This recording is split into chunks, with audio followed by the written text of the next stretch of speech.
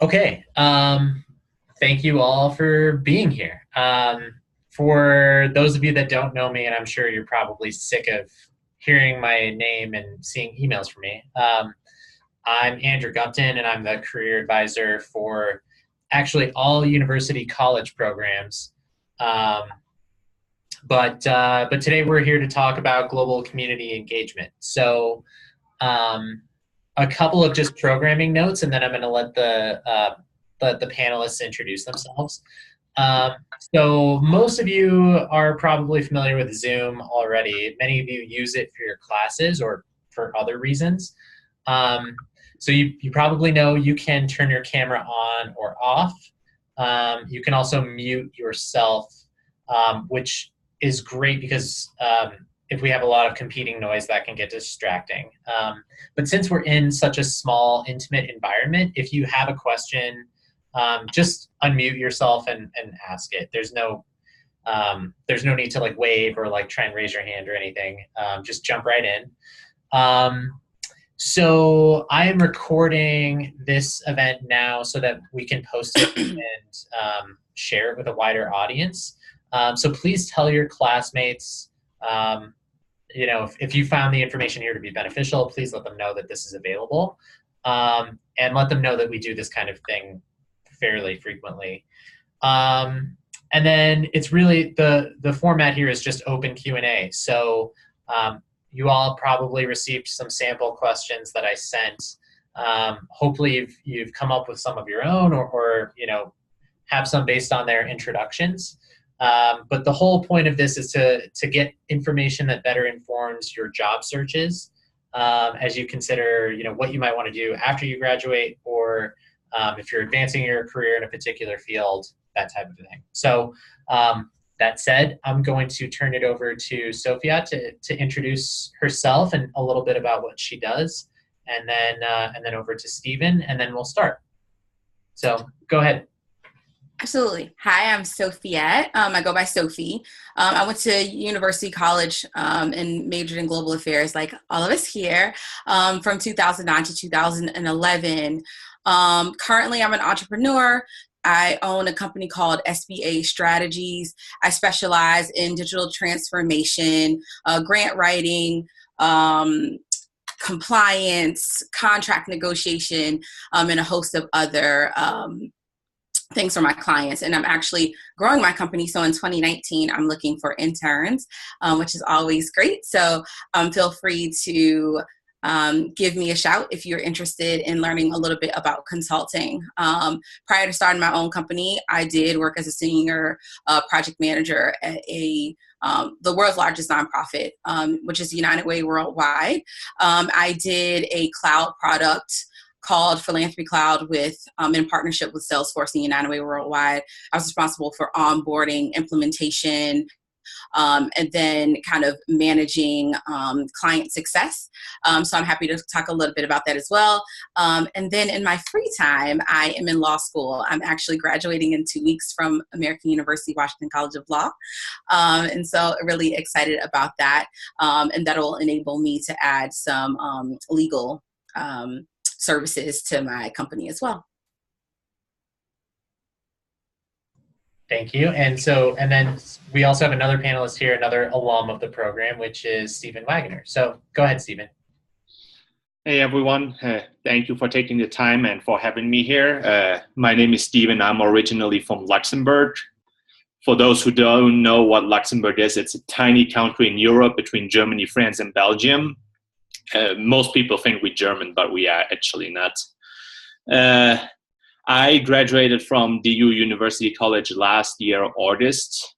Since then, I did an internship prior to graduation with Project Cure, and they hired me on in December as a project coordinator.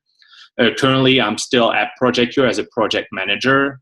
Mainly what this means is that I do needs assessment evaluations that I plan 40-foot containers with donated medical equipment and supplies that we ship to the developing world. And I'm also responsible for container logistics and warehouse logistics. Great. Okay. So now let's turn it over to the students. If you have a specific question for one of our panelists, please feel free to address that to them. If you have something that's kind of open that that either panelist can answer, please don't hesitate to frame it that way. But this is your time, so feel free to ask whatever questions you have.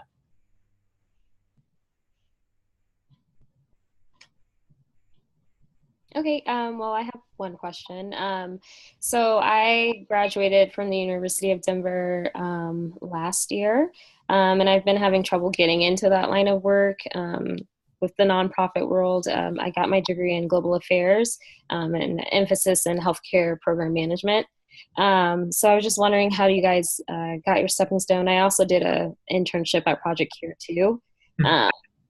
But I'm just wondering which ways and what ways to navigate a steady way to getting to where I want to be with the nonprofit. Yeah. I started when I left University of Denver. I did a brief stint on contract at Yale. And then I went over to the Hartford Foundation for Public Giving. And I do think there's a lot to say about networking and, who you know. But I also think people kind of sleep on contracting, right? And what I mean by contracting is contacting an agency, not being a temp employee, because there's a difference there, but looking at being hired on as a contractor. Usually you end up doing really great projects. Like there might be the one that I was doing at Yale had to do with one of their grad schools needing help with Blackboard and kind of organizing that and doing project management on that. And I went to an event and it was actually a Yale graduate who met me, really liked me, and gave me a full-time job at the Hartford Foundation. Prior to that, I was working at Wells Fargo, and when I graduated, I just decided, hey, banking isn't for me. My partner and I were moving to Connecticut, and it just kind of made sense from there. But I do think that you should look at agencies to see if there's any contract projects with nonprofits. And what's really great about that as well is that you're not doing any of the legwork, right? And so a lot of people get on LinkedIn and like turn on their recruitment and all of that type of stuff. And I still, as a person who hires people, think that's a very passive way of kind of going out and getting a job. When you think about it, you're only one person, right? And so you're not really able to go and attack 100 jobs at a time. But an agency is able to, because they're getting jobs from all these certain places and they're sourcing and they know you and your background, and then they make that fit for you. And so I think it's a great way to build your network and also to get feedback on your resume, right? Because when you go to an agency, they're going to say, I submitted your resume to X, Y, and Z company, and, they either loved it and they want to hire you on for the contract. Maybe even that's temp to hire, or they'll say, we're not interested, but here's why. And it's the agency's job to continue to give you that feedback. And so you continually work your resume until it's something that's attractive across the board. So that would be my advice. Okay, thank you. I think internships, for me, it was definitely the internship at Project Cure that made it possible for me to even get the chance to interview for this position and to have it. A lot of nonprofits, what I learned, I applied for many. They don't really, when you submit a resume, a lot of for-profit companies, they have scanning tools to search for specific terms that you're looking for. A lot of nonprofits, they don't really have the resources to go in depth through every resume. I know that we just opened some position and we received hundreds of resumes and we had to skim them each one, and it's very time consuming. So stating out on your resume, making it as visual and easy to follow as possible is very important when it comes to going through hundreds of them. You want to stick out right away. So bring your strong points out right away, make it work that way. Also then internships. I did 3 internships at a time. It's the chance to network, to get to know the industry, to get to know people, follow up. Even if you ended an internship, just follow up with them on a regular basis, see if they have openings, if they have opportunities to you, and just try to get your foot in that way. if you had internships before, just send the person you interned for, like you said, you were at Project Cure, send that person your resume. Just let them know you're out there, let them know you're looking. Maybe nothing is open at Project Cure, but maybe they know of another organization that is currently looking, and just try to get your resume out as much as possible, and then follow up on the people you gave it to see what options they have. Okay. And I'm deferring to our panelists who are working in the industry, but as a career advisor, certainly I support all the things that both of them said. But Stephen, you mentioned something that I think is really important, which is standing out on your resume. So if there are hundreds of resumes, it's going to be very easy for someone who doesn't know anything about you to look at your resume and say, gosh, I don't see it. But if there's someone at the company that's advocating for you, that does make a big difference. So if someone could say, I met Tanisha at this event and we had this conversation and I just really like her, or I think we should consider her for this, I would say you're almost guaranteed a phone call, versus someone trying to make that decision just based on what's on paper. I think the other thing is so many people want to work for nonprofit organizations because of that, their mission and doing good in the world. And so the more that you can reflect that very, very specific mission of that very particular organization in your resume and in your cover letter and make it obvious. So we always talk about like tailoring your resume, tailor your cover letter. It's important. But I would say especially when you're competing against a lot of people. So I think the customizing of your documents is really important. Obviously, sales pitch, that's something that you and I can work on if you want. So now, is there like a disadvantage to when you're applying out of state? Because sometimes I'm like, oh, are they seeing like my address is in Colorado, and then trying to get somewhere on the East Coast side is difficult? Or is that just, I always figured they probably look at people over there first before people in Colorado. Well, yeah, go ahead, please. Oh, I was going to say, I think there is a preference for people who are close by, because you think about relocation and a lot of nonprofits don't offer that. Mm-hmm. So say we give you the job, then, having that conversation that there isn't a relocation package if you're not in the, an executive hire, for example, is a bit of a challenge. But then I think it kind of goes back to what Andrew was saying, which is that if you are able to really align yourself with the mission and show that, that's like the nonprofit, like you have to be there, then there's a way, right? And then there's others. So I came from United Way, like I mentioned. United Way is everywhere. It's in every state. It really is the world's largest privately funded nonprofit in the world. The same thing with like the Gates Foundation, the Ford Foundation. So when you think about, like if you're, because I'm not sure if you're trying to apply to other places just to broaden your search, or if you really have a affinity for being on the East Coast, right? Mm-hmm. If it's the latter, right, then going to a nonprofit that is global, that has locations everywhere, you can start in Denver or wherever you're, centrally located, and then pick up an opportunity in another place. When I started working for United Way, I worked in New Orleans. I lived in New Orleans for 3 years before I joined the headquarters. And I worked in the headquarters for 3 years. So, it's when you're in that type of company, you can move wherever you want.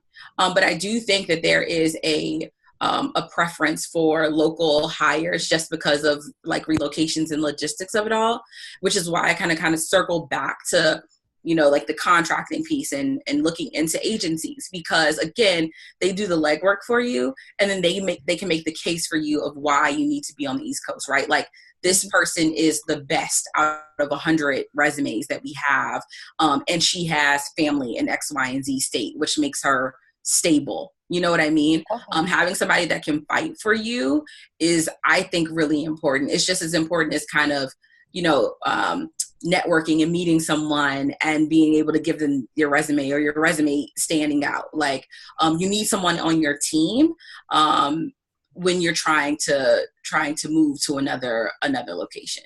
Okay.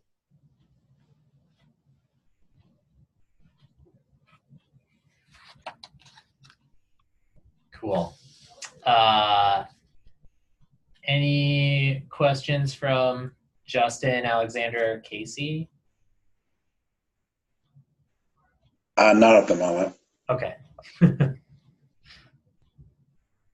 I have a question for you. I think you both kind of mentioned it, but while you were at University College, will you talk about some of the activities you did outside of like internships that helped you in your careers? Like, did either of you do certificate programs or other DU affiliated activities? Great question. Yeah. Oh, go ahead. Definitely, I think it's good to just get connected on campus. I mean, internships are great a way to connect, but I think what helped me a lot is just getting to know people in my classes, going to some activities. As an international student, I had the advantage of having like international student meetings and getting to know, or meet and greets, luncheons. DU actually offers a lot of chances to get to know employers. That there are job fairs. There's a lot of Denver that are like privately conducted job fairs, recruiting companies. Even when I wasn't allowed to work because I was on the student visa, I still visited some of those job fairs just to get to know the market, to get to know who is hiring in your markets, what changes are happening in your market, because Denver market changed a lot over the last 5-10 years. So just getting to know what's out there, who is looking, what industries are they in. And just, even if you're still at school and you don't want to get a job right away, like you are looking for in a year, it's still a good idea to get your resume out, just get your name out, get to know the companies, get to know one person at the company that you can follow up with.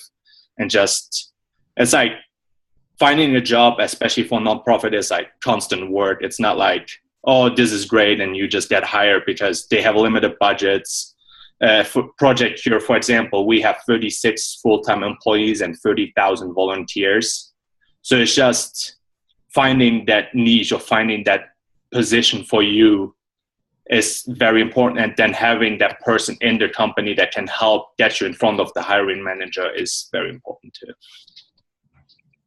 Yeah, I agree with Stephen. I'll say two things. One, I think a lot of people think nonprofit, like going into nonprofit, is maybe the only way to do good. A lot of the for-profit organizations have foundations. So I just kind of want to put that out there too. When you're thinking about expanding your search, I work for Wells Fargo. Wells Fargo's huge, and they have a foundation just like American Express or Verizon, anything like that. Every for-profit I don't think I'm reaching when I say every major for-profit company has a foundation of some sort where you can still have the mission doing good. So I do want you to think about that. To answer your question specifically, I belong to a sorority, Delta Sigma Theta Sorority Incorporated, and I did that in addition. So I was in the, very active in things that were happening locally. So I'm not sure if you in undergrad, maybe joined like a sorority or, an honors fraternity or something like that. But I do think that helps to kind of keep your network fresh. Because while you're in school, they might be working, and that's networking. You always want somebody to kind of be on your team. I also, kind of like Stephen said, I went to all the different career fairs and networking events and all of that type of stuff. I just feel like it was great practice to pitch myself. I think Andrew mentioned that, like, when you're at these networking events, it's a good time to practice your elevator speech about who you are and what you do. And the more you go out there and you do it, the better you get at it. And so I would go to events that in fields that I didn't even want to be a part of, right? Like, just to say, hey, I'm Sophie, this is what I'm about, this is what I do. And, for practice, so that when I did meet the one person that I really was trying to impress, that I had it all together. So definitely go to all networking events and tap into any, if you have undergraduate resources, I would definitely tap into those as well. And just, keep your network fresh. Quick follow-up. Oh, sorry, go ahead, Alexandria.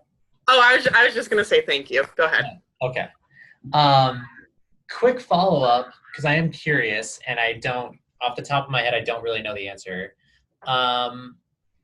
Are either of you, Stephen or Sophia, involved in any professional associations? And the reason I ask is because it is something we do recommend for students as a way of helping brand themselves on their resume as professionals in that field.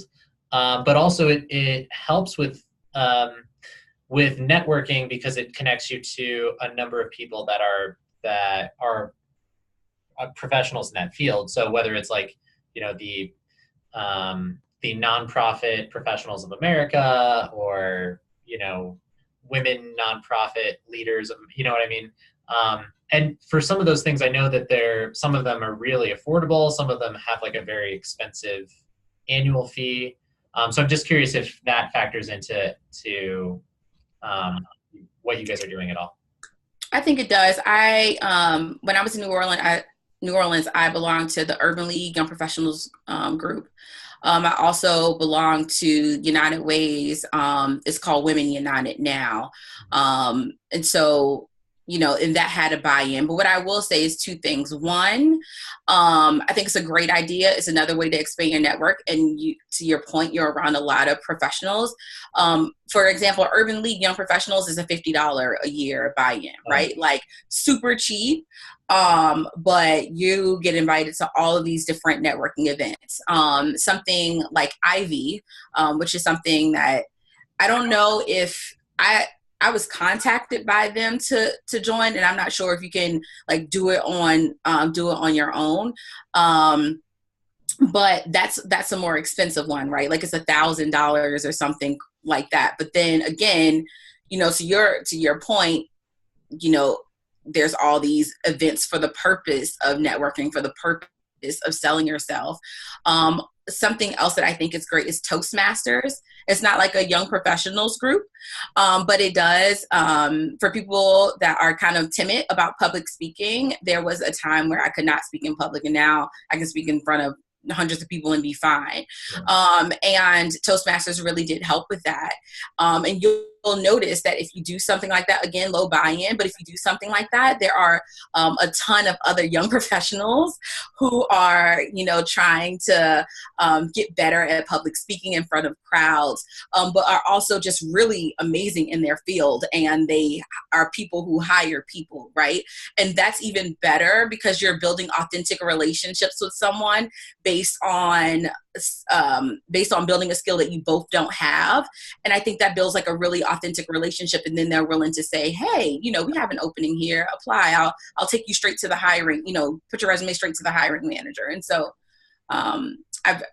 those are three that I can think of off the top of my head, but absolutely. I think that's a great, great idea. Super helpful. Thank you. Yeah, I would definitely back that up. I had an internship at the German American Chamber of Commerce here in Denver, and I've never heard of it before until I came across it on LinkedIn that they were hiring for an intern. And some of those events were visited by 150, 200 German-speaking professionals here in Denver that had their own companies. That Viega is one of the big ones. They just built a brand new building in Broomfield, and apparently they are German-based, and they are constantly hiring. It's just interesting when you go out there or you find an organization and it's like a small buy-in. The membership was like $35 or $40 a year, but it gives you that network that you can't even imagine, that you can't even think of, because I never thought of joining the German American Chamber of Commerce, but it's just that small buy-in, you pay that fee and you get to meet hundreds of people and always good connections. And if you have your resume ready, just be always willing to submit it. Don't be afraid of someone looking at it and not liking it. You learn. My first resume was probably terrible. My current one is probably not as good either. It just takes time to get your resume perfected and to really work on those skills, but never be afraid to reach out, network, and get to know people. Did you guys ever have mentors during your process of getting your undergrad or your master's or during law school? Yes. I think mentors is I don't know, maybe the most impactful thing that I've ever had in my career, because especially if you get the right mentor, right? And so when I went to University of Denver, I did work full time at Wells Fargo in corporate. And my boss was the SVP of wholesale loan services. So she was pretty high up in the organization. And she knew from the minute that I worked for her that I was going to move on after grad school. But I mean, she really helped to develop me, right? To develop my skills in terms of, making network important, making sure that I had, certain opportunities within the company that maybe I wouldn't have gotten if she didn't know that I had other aspirations. And as my life has evolved and my career has evolved, there are mentors that I have now that I keep in contact with, weekly, some monthly. We have coffees, lunches, whatever. But that's just another way to get your foot in the door. And it's also another way to authentically talk to someone about their experience.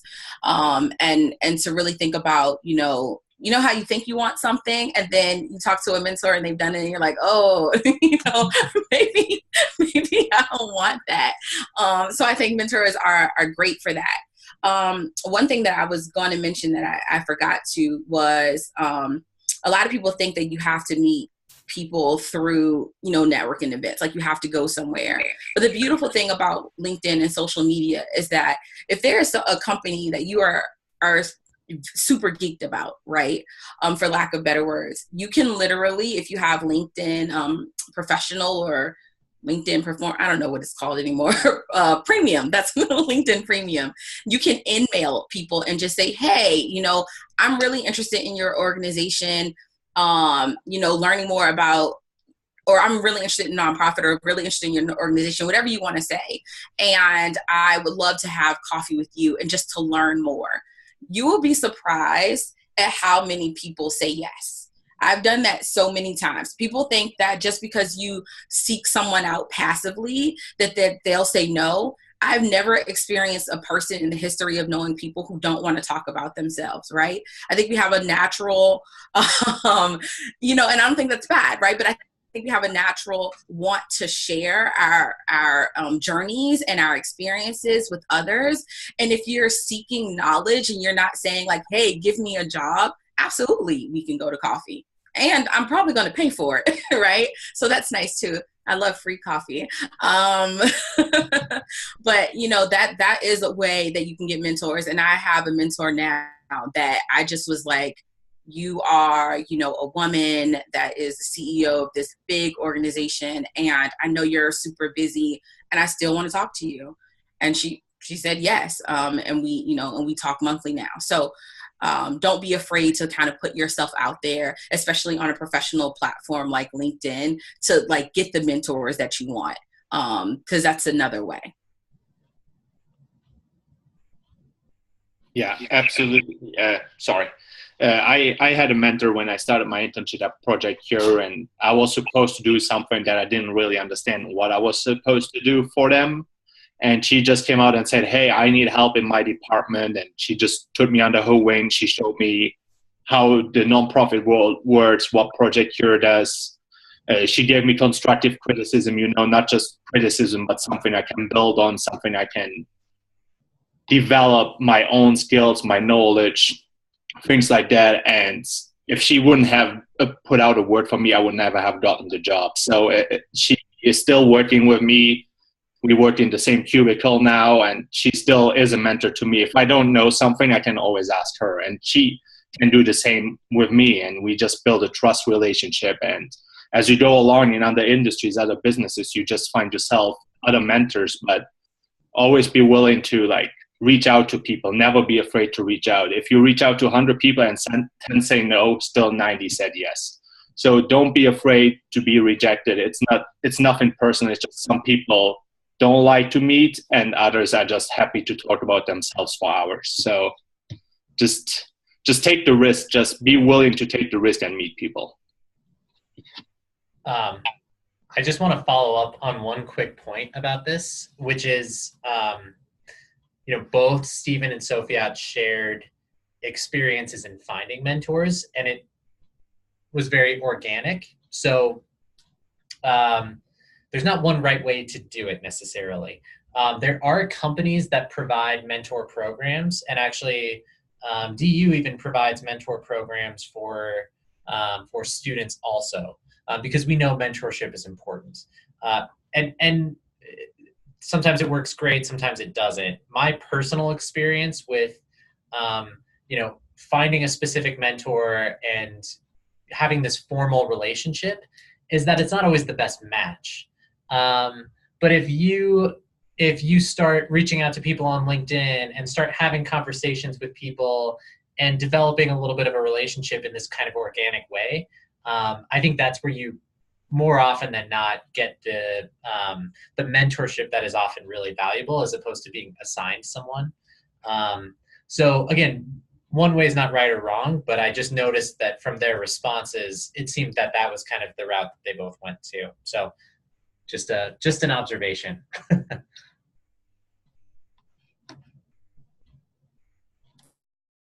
Okay, sorry, I have another question, but I don't want to keep asking them if other people want to chat.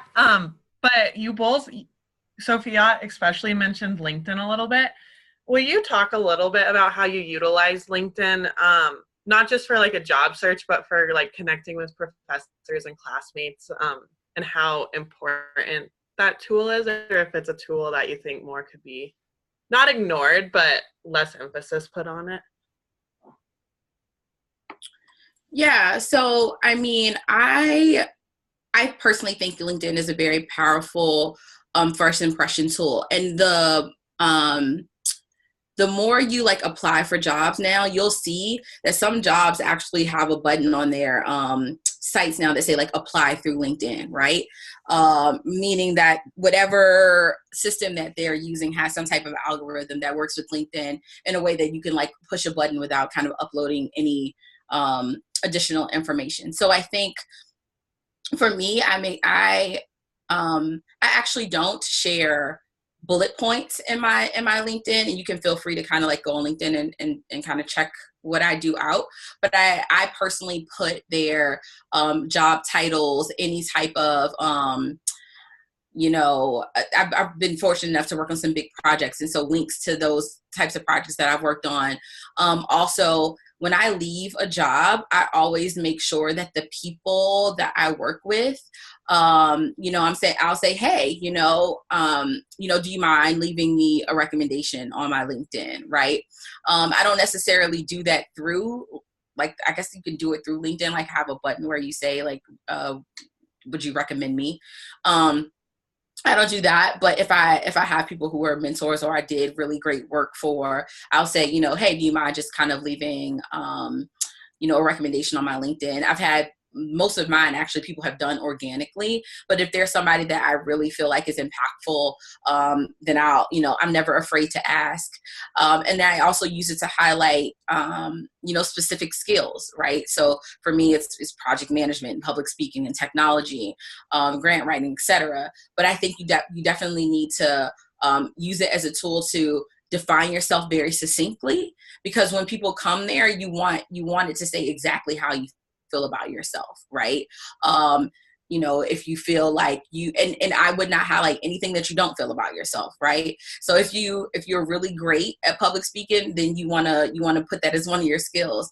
If you aren't, but you think people want to think that you're good at public speaking, don't do it, right? Because if you get the job or if you get the interview, you'll get tested, right? So you want to be very authentic, and you want to be honest, and you want to be uniquely you. But I think it's a great tool to have. I also only reach out to so that example of reaching out to somebody for mentorship, I only do it through LinkedIn, because it's a professional platform. And I feel like my perception is, and this could be not true, you could probably Facebook or Instagram someone. I'm not I'm relatively young, but I wouldn't do that. but still, I'm sure that you could.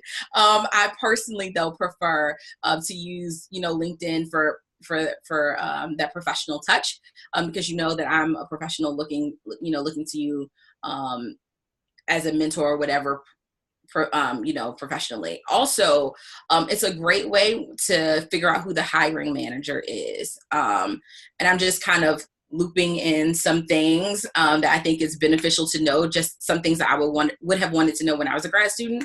But say you're applying for something online and it just gives you like whatever generic email it is. I don't know, hr@whatever.com, right? Okay. You can go on LinkedIn where people love to talk about themselves and define themselves and look up like hiring manager at Verizon Foundation. You know what I mean? And then that can be a way that you then reach out and say, hey, I just submitted an application for this job. I see that you're the hiring manager. If you're available to grab coffee, I would love to talk to you to see if I'm a good fit for the role, right? That's another way to make your resume stand out, because algorithms mess up all the time. You're talking to somebody who worked on building technology. And so I know that they're not always perfect. And so if you go the extra mile to say, hey, I like your company so much that I LinkedIn stalked you and wrote you a brief note about, how much I appreciate the company and seeking to learn more and letting you know that my resume is there. That could also be a way that you can, use LinkedIn. So I think I answered your question, but basically LinkedIn, good thing, be succinct and robust. And if you're looking for it to reach out, only use LinkedIn. Don't use Facebook or Instagram. Yeah. Thank you. You're welcome. Yeah, absolutely. And I think LinkedIn changed a lot too over recent year, that if you pay the premium, you can actually see who researched your profile. And while that does sound a little weird at first, I actually applied for a job that way because one hiring manager looked at my profile, and when you go back, I went back on their website, I saw that they had an opening, I applied, I got the interview, I didn't get the job, but it's still a way to get to know companies, because if you're looking out for companies, be sure that companies are looking at people too. So LinkedIn it's a great platform for them to get to know you on a professional level. It's a great chance for your resume to get spread even more, because it's pretty much public to everyone who wants to find it. And for you to be willing to take the risk to, I think it's $30 right now, to get it on a monthly or something like that. But that gives you very much the chance to get to know business, to get to know people, to get to know the people who looked at you, to get to know the companies that looked at you. And once you have a job or you hired, you can just deactivate the premium.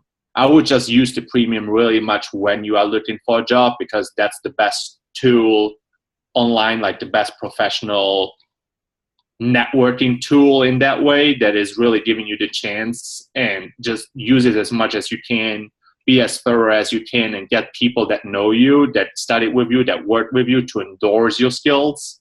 Because the more endorsements you have, the more people you show up for other people that are looking for your specific skills.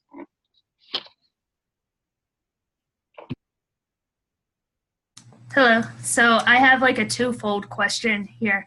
I'm an entrepreneur as well, so this might be more for Sophia. I recently started a social enterprise where I connect women in rural communities in the U.S., and I'm also working with some women in the Bahamas. And I'm looking to advance my skills in grant writing. So do y'all have any resources on learning how to write better grants? Let's talk. As my consulting company. That's what I was wondering. Grant writing. Yeah. I've been a grant writer for years, so I'm happy to talk to you about that. I've written anywhere from $5 million grants and written in one, right? I wrote one grant for $10 million that I didn't get, and that was hurtful for my pride. But I have written multi-million-dollar grants in one, and that's one of the services that my consulting company does. And so I'm happy to connect with you about how to stand out. And and I've been in nonprofits, right, for a long time, actually since 2011. And I've been on the recipient end of, right, like people writing grants to me and receiving them and evaluating what's great and what's not great. And I think that's made me a better grant writer, and I'm happy to kind of give you some tips and tricks I use. Thank you. Can I send you my email and we connect? Absolutely. Okay, thank you. You're And welcome. I was wondering if you guys recommended any conferences to attend. Yes. Are you saying conferences for like grant writing or just conferences? That would be cool, or just nonprofit leaders and. I think, so there's this organization called the Council of Foundations. This is if you are trying to go the foundation route. So there's all types of nonprofits, community, foundation, etc. I won't go through the litany, but the Council of Foundations puts on great conferences, and there's also like great job opportunities in that, right? Because you're talking about all the high level foundations getting together and talking to each other about how great they are, and they are all great. But they're always looking to pour out information, and so that's they to me give some of the best, most comprehensive conferences in the nonprofit space. But also, I mean, a quick Google search for or even a LinkedIn search. So I've started to see a lot of conferences pop up on LinkedIn as well, as people are promoting there, to see if there's anything in your local area that you could be that could be of interest to you. But when you email me, I can also kind of do a quick look myself and to see what's out there that might be beneficial to you. Okay, thank you so much. Of course. I was actually curious because you brought up grant writing. It just kind of pops up for me because I'm looking for jobs in higher education right now, and if you could talk to me a little bit more about, there are a lot of grant writing positions open up. I don't have any experience in that right now. Do you know where are good places to start with that? Yeah, so I will say that there are a lot of grant writing positions open in education because they always need money. I think the easiest way to start though is nonprofit. If you do like nonprofit coordinating or anything like that, that's a great, because people write grants into nonprofits, but nonprofits write to bigger nonprofits to get money. So there's always like this exchange of being able to review grants to see what's good and what's bad, and also an opportunity to kind of write grants. There's also grant writing certificates and conferences that you can go to as well if you want to gain the skill without joining a nonprofit, right? So it's a little bit, it can be a little spend money to make money.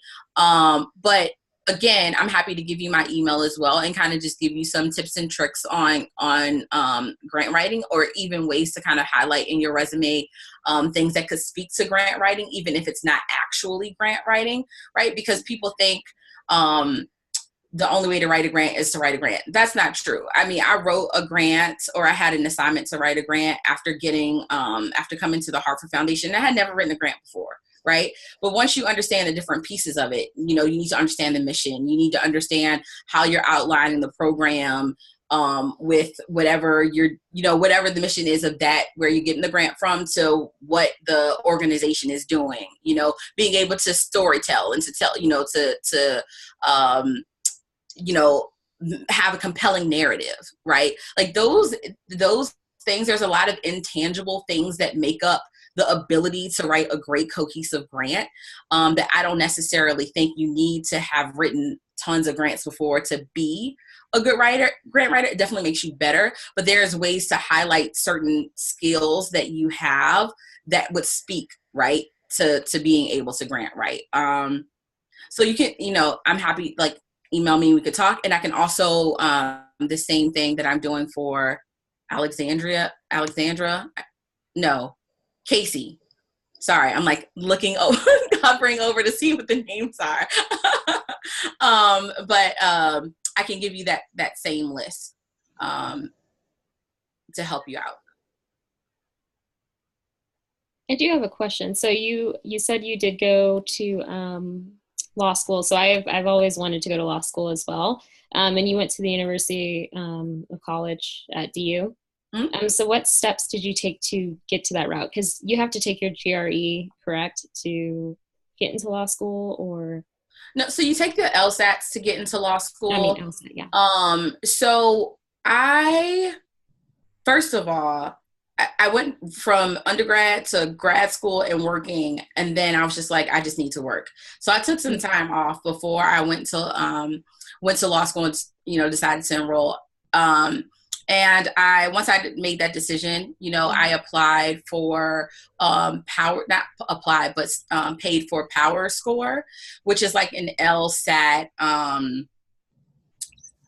program, kind of like Kaplan or Princeton Review, or I can't think of the other ones that you do to like get into like GRE and whatever we took to get into undergrad. I can't remember any of these test names anymore. But I took the program. It was relatively expensive, maybe like $1,000, but it was worth it because my LSAT score, benefited from taking the prep course. And then I just applied, and I thought, honestly, I got into every law school that I applied to, and I think it was really helpful to have gone to grad school. People love that you are able to go to grad school. People love it even more if you did it part-time, right? If you did it and had a full life, because people are just like, oh my God, how do you do that? And honestly, the answer is you never sleep, and you are a go-getter and a hustler and all of those things. But I think you'll have, if you are looking to go to law school, you'll find a lot of success in the fact that you have an undergrad and a graduate degree. And it really is just about doing well in the LSAT. If you do extremely well in the LSAT, you will go to school for free. And if you do decently well on the LSAT, you will go to school with a partial ride. And if you do not so great in the LSAT, you will pay every single dollar that law school costs, but you will still get in because you are smart and you did well. And people will be impressed at the fact that you have more than one degree. And if you want to talk about that, you can email me. Okay. Because law school is a whole nother monster.